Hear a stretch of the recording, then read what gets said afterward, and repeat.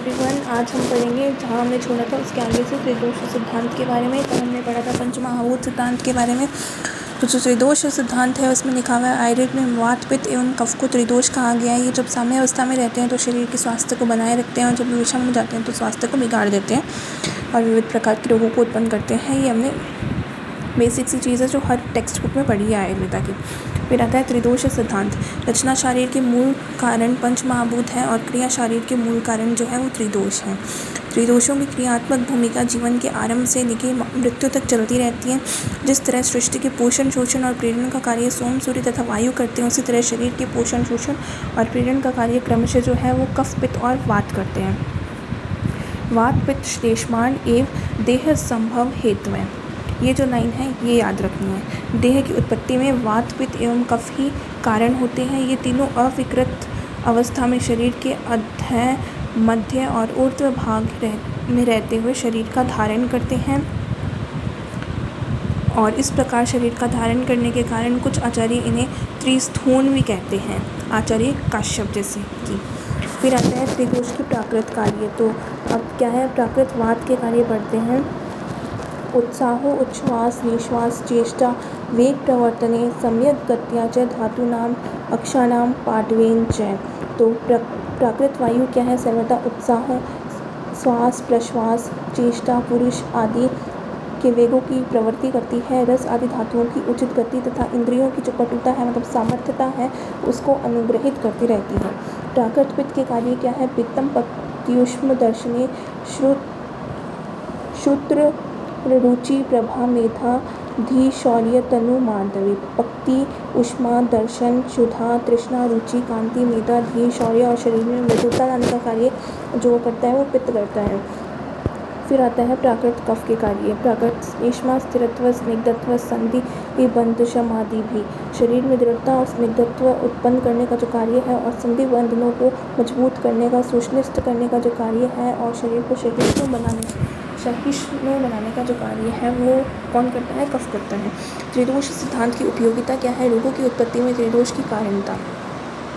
सभी रोगों के मूल कारण क्या है, वात, पित्त एवं कफ होते हैं क्योंकि सभी व्याधियों में वात आदि के रोगशाली लक्षण ही उत्पन्न होते हैं। इन्हीं दोषों की शामक औषधियाँ लेने से व्याधि का भी शमन हो जाता है और आयुर्वेद शास्त्र भी वात, पित्त एवं कफ को ही व्याधियों का कारण मानता है। अगर व्याधियाँ इनसे होती है तो इनको कंट्रोल करने से व्याधियाँ जो है वो शांत भी हो जाती है। शारीरिक प्रकृति की उत्पत्ति में त्रिदोष की एक कारणता। शुक्र शोणित संयोगो यो भवेद उत्कट प्रकृति जायन तेन। ये जो है ये जब हम फिजियोलॉजी के अंदर प्रकृति के चैप्टर पढ़ेंगे उस चैप्टर में ये श्लोक हमें कंप्लीट मिल जाएगा और इस श्लोक को हमें याद करना है। फिर आता है शुक्र शोणित संयोग के समय जिस दोष का बल अधिक होता है उसके अनुसार प्रकृति निर्मित होती है। मतलब जब संयोग हो रहा है उस वक्त जिस दोष का बल ज़्यादा होगा उस के अनुसार जो है बच्चे की प्रकृति देखी जाएगी। रोगों की साध्य असाध्यता भी दोषों के बलाबल पर क्या करती है, निर्भर करती है। रोगों की चिकित्सा का आधार भी क्या है, दोषों का बलाबल ही है। फिर आता है षड्रस सिद्धांत। परिचय क्या है, आयुर्वेद ने रसों की संख्या 6 निर्धारित की है। मधुर, अम्ल, लवण, कटु, तिक्त एवं कषाय। चरक संहिता के सूत्र स्थान के आत्रेय भद्रकापी अध्याय में रसों की संख्या के संबंध में एक संभाषा की गई है।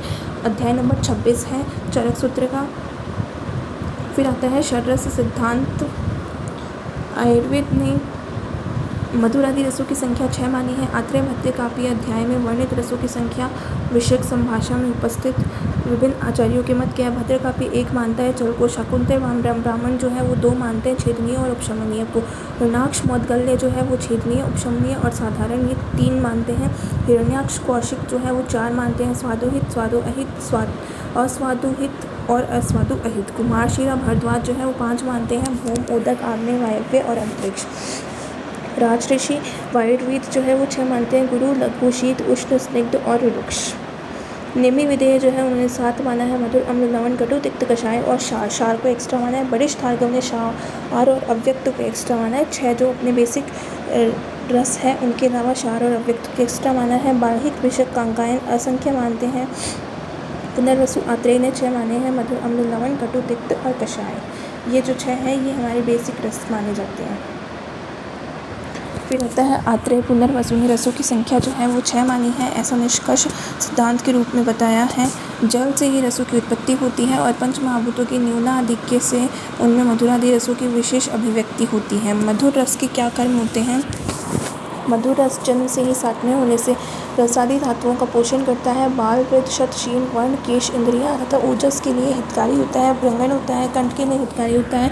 दूध को बढ़ाता है, अस्थि को जोड़ता है, आयु के लिए जो है वो हितकर होता है। जीवन प्रदान करता है, स्निग्ध होता है, वात पित्त एवं विष का नाशक होता है।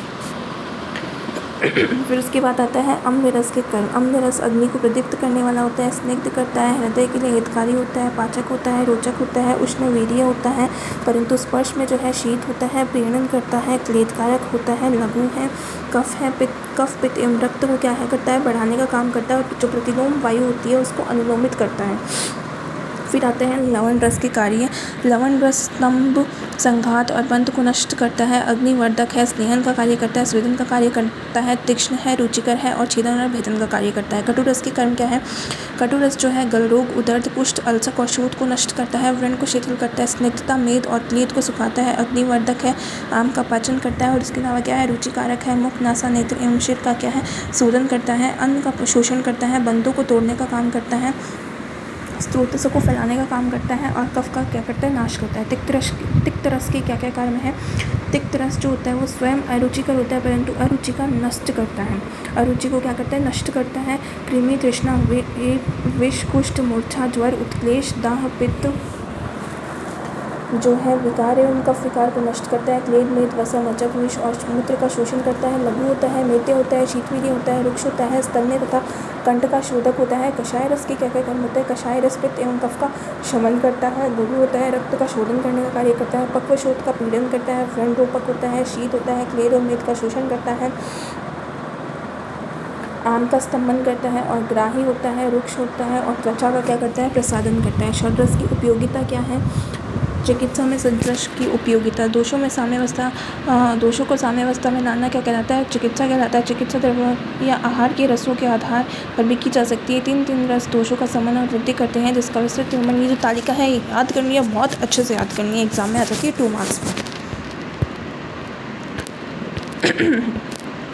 तो ये अप्लाइड एस्पेक्ट है, जस्ट रीड करना है। दोषों का षड्रस से संबंध देखने के पश्चात पथ्य निर्धारण करने में अधिक उपयोगिता होती है। दोषों की प्रबलता देखकर उस दोष के विपरीत रस का चयन किया जा सकता है और चिकित्सा की जा सकती है। शोधन में षड्रस की उपयोगिता वमन कराने हेतु प्राय अग्नि, वायवात्मक, कटु एवं तिक्त रसात्मक द्रव्यों का चयन किया जाता है। विवेचन के लिए पृथ्वी या व्यात्मक मधुर द्रव्यों का चयन किया जाता है। अम्ल रसात्मक द्रव्यों का चयन किया जाता है। सो आगे का जो सिद्धांत है वो है हमारा धातु पोषण सिद्धांत, जो हम नेक्स्ट वीडियो में पढ़ेंगे। Thank you for watching the video. Subscribe the channel and share with your friends. Thank you so much.